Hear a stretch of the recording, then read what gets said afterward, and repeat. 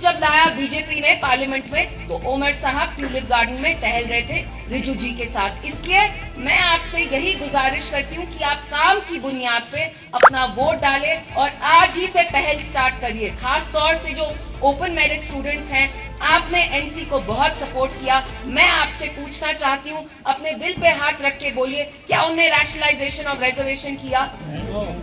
कि हम समझते हैं हमारी बहनों का दर्द, हमारी मुसलमान बच्चियों का दर्द, इनको पूरा हक है, इनका नकाब, इनका हिजाब खुदा न खास्ता सर से नहीं हटना चाहिए। उसके लिए हम लड़ाई करेंगे। और आप लोग जानते हैं जम्मू कश्मीर में भी क्या हालात हो रहे हैं। जम्मू कश्मीर वाहिद हिंदुस्तान का वो मुल्क है, वो स्टेट है जहाँ पे मुसलमान जो पॉपुलेशन है सबसे ज्यादा है। और हम जानते हैं पिछले 6 सालों में जब से आर्टिकल 370 हटा, यहाँ हर एक तबका जो है पिस रहा है। मेरे यहाँ इतने सारे नौजवान भाई हैं, बच्चियां हैं। आप मुझे बताइए रिजर्वेशन के हवाले से यहाँ कितने ओपन मेरिट स्टूडेंट से अपना हाथ ऊपर करें। जब इलेक्शन हुआ, एनसी जमात ने आपको वादा किया, क्या वादा किया? कि हम रैशनलाइजेशन करेंगे। हाल ही में 4 दिन पहले जब हम आपके साथ प्रोटेस्ट करना चाहते थे पोलो व्यू ग्राउंड में, हमें नजरबंद किया गया। और हमें नजरबंद एलजी साहब नहीं, ओमर साहब ने किया, चीफ मिनिस्टर ने किया, उनकी सरकार ने किया। क्योंकि उनके वालिद अगले दिन मीडिया में गए और कहा हम नहीं चाहते, यहाँ कुछ लोग उथल पुथल करना चाहते हैं। मैं उनसे पूछना चाहती हूँ, हमारे जो नौजवान भाई हैं, बहनें हैं, उनका मुस्तकबिल बचाना सियासत है? उनका मुस्तकबिल बचाना क्या उथल पुथल है? मेरी माएँ हैं, बहनें हैं, यहाँ मुझे देखने आई है, मुझे सुनने आई है। अस्सलाम वालेकुम। मेरा आपको मैं जानती हूँ जम्मू कश्मीर में महंगाई कितनी है। जब पिछले साल इलेक्शन हुआ, क्या एनसी जमात ने आपको नहीं कहा कि हम आपको 12 गैस सिलेंडर देंगे, बिजली देंगे? मुझे बताइए आप में से कितने लोगों के यहाँ मीटर लगाए जा रहे हैं? हाथ ऊपर करिए। और कितना आप महीने पर महीने बिल देते हैं? 5 साल पहले जहां आप 300 देते थे, 500 देते थे, वही आज आपका बिल 3000 है, 4000 है।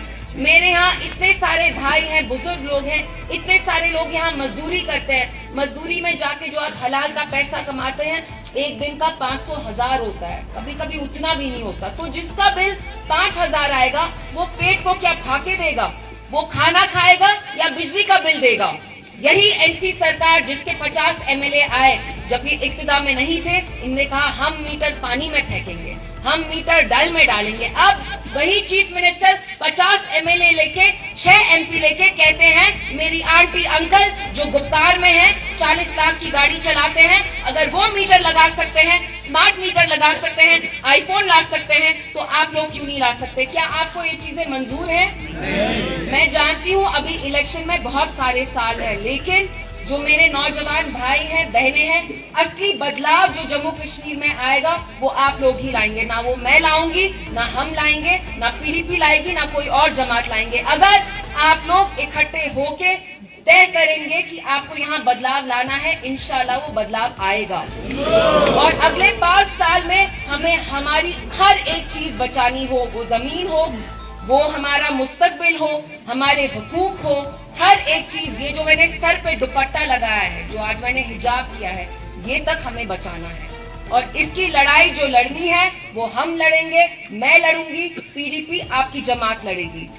आपने एनसी को एक मौका दिया, 50 एमएलए उनके आए, क्या किया असेंबली में 1.5 साल से? मुर्गी जैसे अंडे डालती है, वैसे ही सरकार वहाँ बैठ के अंडे डाल रही है। हमारे एमएलए ने लैंड बिल लाया, उमर साहब ने कहा ये लैंड बिल नहीं, ये लैंड जिहाद है। आप लोग जमीन पे कब्जा करना चाहते हैं। जो गरीब लोग हैं, इतने सारे लाखों की तादाद में जम्मू कश्मीर में, जिनके पास शामिलात की जमीन है, मिल्कियत की जमीन है, इतने 10, 20, 30 सालों से हम चाहते थे, पीडीपी चाहती थी कि उस जमीन पे आपकी लीगल ओनरशिप हो, आपके अपने राइट्स हो, लीगल राइट्स हो। उसको क्या किया? एनसी ने डस्टबिन में डाल दिया। अपना वोट बैंक बचाने के लिए वो जो कश्मीर की कौम है, कश्मीर के जो लोग हैं, मेरे जो ओपन मेरिट के स्टूडेंट्स हैं, इतनी आप लोग मेहनत करते हैं, पढ़ाई करते हैं, उस पढ़ाई का क्या हो रहा है?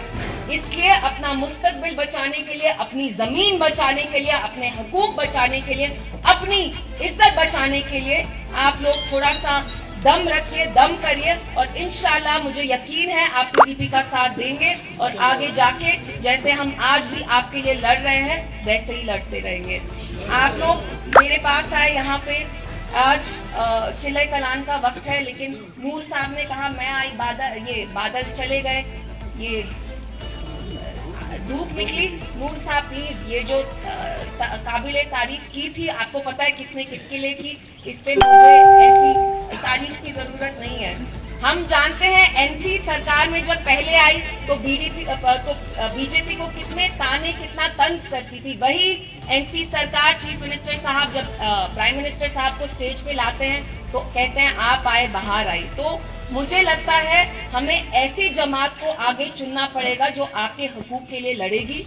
एनसी ने आपने देखा कैसे बीजेपी का साथ दे रही है हर एक चीज पे। जब आप लोगों ने उनको वोट डाला तो कहा हम स्पेशल स्टेटस पे लड़ेंगे, हम जम्मू कश्मीर का आईन झंडा वापस लाएंगे। एक बार इलेक्शन हुआ तो स्टेटहुड से ज्यादा वो कुछ नहीं मांग रहे। लेकिन मैं आप लोगों को यकीन दिलाना चाहती हूँ, हमारा आर्टिकल 370, हमारा स्पेशल स्टेटस, हमारा अपना झंडा, कानून, आईन, सारा हम वापस लेके रहेंगे। आखिर में फिर से मेरा आपसे तहे दिल से शुक्रिया।